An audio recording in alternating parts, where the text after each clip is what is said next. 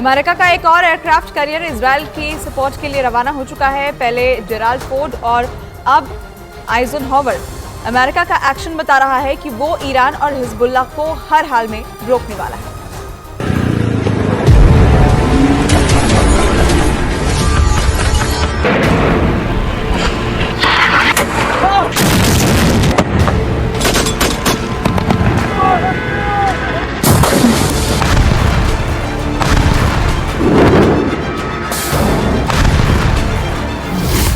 Israel का इरादा बिल्कुल क्लियर है, हमास के हर आतंकी का नाश। ईरान का इरादा बिल्कुल क्लियर है, हमास के खात्मे को बचाने के लिए युद्ध में कूदना है।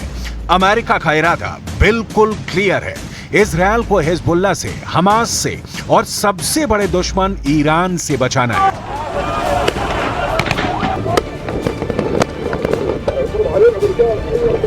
मामला फंस गया है। इजरायल फिलिस्तीन युद्ध का फंदा अब ईरान और अमेरिका के गले में भी फंसता जा रहा है। अमेरिका ने अपना एक और एयरक्राफ्ट कैरियर भूमध्य सागर में उतार दिया है। आइजनहावर अमेरिका का दूसरा एयरक्राफ्ट कैरियर है जो भूमध्य सागर पहुंचने वाला है। इस एयरक्राफ्ट कैरियर की डिटेल जानकर आप चौंक जाएंगे कि यह किस कदर का शक्तिशाली है। लेकिन इस एयरक्राफ्ट कैरियर की डिटेल में जाने से पहले जो बाइडेन के भेजे इस युद्धपोत के भूमध्य सागर में उतरने की टाइमिंग समझ लीजिए। यह समझना बहुत जरूरी है क्योंकि रणभेरी बच गई है। ईरान और अमेरिका किसी भी वक्त एक दूसरे के खिलाफ मैदान में उतर सकते हैं। यूएसएस ड्वेट डी एइजनहावर CVN 69 अमेरिका ने इजरायल के सपोर्ट के लिए तब भेजा है जब ईरान ने इजरायल को खुली धमकी दी है, युद्ध में कूदने की धमकी। ईरान ने कहा है कि इजरायल गाजा पट्टी पर तत्काल हमले बंद करे वरना वो हमास के सपोर्ट में मैदान में उतरेगा। بر اساس درکم از واقعیت مقاومت به جنایتکاران جنگی و حامیان آنها در منطقه هشدار می‌دهم که تا دیر نشده جنایات جنگی رژیم کودککش جعلی در اسرائیل علیه شهروندان و غیر نظامیان در غزه فوراً متوقف شود. شاید ساعات دیگر خیلی دیر باشد.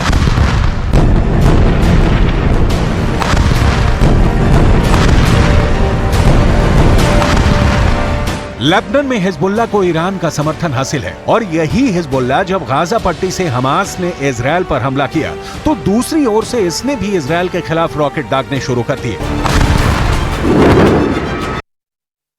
अमेरिका ने अपना दूसरा एयरक्राफ्ट कैरियर तब भेजा है जब ईरान ने दो टूक शब्दों में कहा है कि इजरायल ने गाजा पट्टी में हमले नहीं रोके तो वो भी युद्ध में उतरने के लिए तैयार है। हिजबुल्लाह ने दावा किया है कि उसके लड़ाकों ने विवादित क्षेत्र में 5 इजरायली आउटपोस्ट पर हमले किए हैं, तो इस वक्त इजरायल चारों तरफ से घिरा हुआ दिख रहा है। अमेरिका का मदद के लिए पहुंचना भी तय माना जा रहा था। आपको आगे दिखाएंगे कि इजरायल के सपोर्ट में अमेरिका ने सिर्फ समंदर में युद्धपोत नहीं उतारे हैं बल्कि आसमान में भी पहरा कैसे सख्त कर दिया है। लेकिन उससे पहले ईरान के विदेश मंत्री का एक और वक्तव्य सुन लीजिए क्योंकि ईरान क्या करने जा रहा है। دریافتم که با توجه به سناریوهای در مقابل حزب الله هر گونه اقدامی یک زلزله بزرگ علیه صهیونیست‌ها خواهد بود. ईरान की इसी बोली वाणी का रिएक्शन भूमध्य सागर में दिख रहा है जब अमेरिका के 2 एयरक्राफ्ट कैरियर इजरायल के खिलाफ किसी भी हमले का मुंह तोड़ जवाब देने के लिए लगभग तैयार खड़े हैं। जेराल्ड फोर्ड पहुंच चुका है और आइजनहावर पहुंच रहा है। आइजनहावर स्ट्राइक किस्म का युद्धपोत है जो परमाणु हथियार, अत्याधुनिक फाइटर जेट और रेडार सिस्टम से लैस है। अमेरिका की इसके जरिए हिजबुल्लाह या ईरान को चेताने की कोशिश है। अमेरिका इजरायल की यारी की कहानी भी बहुत दिलचस्प है लेकिन उसकी डिटेल आगे, क्योंकि दुनिया भर के एक्सपर्ट को इस वक्त चिंता सता रही है कि रूस यूक्रेन युद्ध में एक देश ही परमाणु शक्ति संपन्न है। फिलिस्तीन इजरायल युद्ध में तो कई परमाणु शक्ति संपन्न देश एक साथ टकरा सकते हैं। उसके बाद क्या होगा? मंथन जारी है, यूएन खोला है, यूरोपियन यूनियन विचार कर रहा है, ईरान अमेरिका का आमना सामना टालने की तैयारी शुरू हो चुकी है। लेकिन इस बीच ईरान से लेकर लेबनान तक खोल रहा है। इस समय युद्धपोत जेराल्ड फोर्ड पहले से ही पूर्वी भूमध्य सागर की निगरानी कर रहा है और अब एक और महाशक्तिशाली युद्धपोत इजरायल के सपोर्ट के लिए अमेरिका की तरफ से आ रहा है। अमेरिका को भी यह स्पष्ट हो चुका है कि अगर इजराइल के पक्ष में खड़े नहीं हुए तो ईरान हमास और हिजबुल्लाह के बल पे इजराइल को कमजोर कर सकता है। अमेरिका ने भूमध्य सागर में अपना एयरक्राफ्ट कैरियर भेजकर हमास आतंकवादी समूह के समर्थकों को एक मजबूत संदेश भेजा है और ये सुनिश्चित किया है कि संघर्ष गाजा से पश्चिम एशिया के अन्य हिस्सों तक न फैले। अमेरिका खुलकर फ्रंट पर खेल रहा है और ईरान के राष्ट्रपति इब्राहिम रईसी भी पीछे नहीं है। कहा जा रहा है कि अमेरिका इजरायल और सऊदी अरब के बीच दोस्ताना संबंध स्थापित कर ईरान को अलग थलग करना चाहता था। ईरान इस वक्त जिस हमास के समर्थन में उतरा है उसकी आवाज बंद करना चाहता था, लेकिन इस बीच ईरान ने खेल खत्म कर दिया। हमास ने इजरायल को घर में घुसकर मारा और अब इजरायल हमास को उसके घर में घुसकर मार रहा है। अमेरिका इस काम में इजरायल के साथ खड़ा है। अमेरिका के रक्षा मंत्रालय का कहना है कि हिजबुल्लाह या ईरान को हमास से हाथ मिलाने से रोकने के लिए अमेरिका ने दूसरा युद्धपोत भेजने का फैसला किया है। दूसरा परमाणु संचालित युद्धपोत भेजकर अमेरिका ने हमास आतंकवादी समूह के समर्थकों को एक मजबूत संदेश भेजा है और यह सुनिश्चित किया है कि यह संघर्ष गाजा से पश्चिम एशिया के अन्य हिस्सों तक न फैले। अमेरिका युद्ध रोकने की कोशिश कर रहा है या युद्ध भड़काने की सूरत में इजरायल के समर्थन के बहाने ईरान को हमेशा के लिए खामोश करना चाहता है। ये तो एकदम सीधी सी बात है। जो 2 एयरक्राफ्ट कैरियर अमेरिका ने इजराइल भेजे हैं, भूमध्य सागर में उनकी तैनाती युद्ध वाली कहानी ही बयां करती है। अब हम आपको बताते हैं जिनमें से एक आइजनहावर एयरक्राफ्ट कैरियर परमाणु ऊर्जा से ये लैस है, मतलब यूएसएस आइजनहावर परमाणु ऊर्जा से लैस है, 3D रडार से लैस इसकी जंगी जहाज में टारगेट को इंटरसेप्ट करके नष्ट करने की क्षमता रखता है। इसकी ऊंचाई है 244 फीट यानी 74 मीटर। इसकी रफ्तार 56 किलोमीटर प्रति घंटा है। आइजनहावर पर एडवांस फाइटर तैनात हैं। इस पर 56 फाइटर जेट और हेलीकॉप्टर तैनात किए जा सकते हैं। ये इसकी क्षमता है। इसी के साथ में ये वही वॉरशिप है जिसने खाड़ी युद्ध में अहम भूमिका निभाई थी। आइजनहावर में 1977 से अमेरिका नौसेना में है, तो आप समझ गए होंगे कि कितना महत्वपूर्ण है ये एयरक्राफ्ट कैरियर जो अमेरिका की ओर से भेजा गया है। अमेरिका के पास दुनिया का सबसे शक्तिशाली नौसैनिक बेड़ा है। अमेरिका इसकी ताकत का एहसास पूरी दुनिया को कराता रहा है। इजरायल के साथ अमेरिका के खड़ा नहीं होने की दशा में इजरायल का अस्तित्व बच पाएगा कहना मुश्किल है, क्योंकि इजरायल पर ईरान जैसे देशों की गिद्ध दृष्टि जमी रहती है।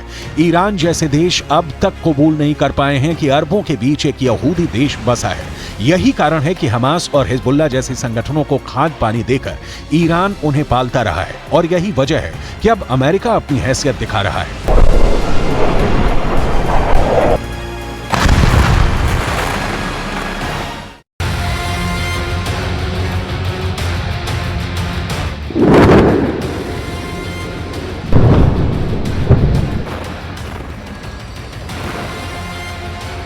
एयरक्राफ्ट कैरियर आइजनहावर के पहले अमेरिका ने जेराल्ड फोर्ड को भूमध्य सागर में उतारा। इसके बारे में हम आपको बताते हैं। परमाणु ऊर्जा से चलने वाला जेराल्ड फोर्ड 76 मीटर ऊंचा है। इस तरह इसकी ऊंचाई दिल्ली के कुतुब मीनार की 73 मीटर से ऊंचाई से भी ज्यादा है। अब आप अंदाजा लगाइए कितना ऊंचाई रहा है। इसकी क्षमता 1 लाख टन से भी ज्यादा बताई जाती है। इस पर एक साथ 70 फाइटर जेट ले जाने में यह सक्षम है। इसकी रफ्तार है 56 किलोमीटर प्रति घंटा। इसे चलाने के लिए 4500 नौसैनिक तैनात कर दिए गए हैं।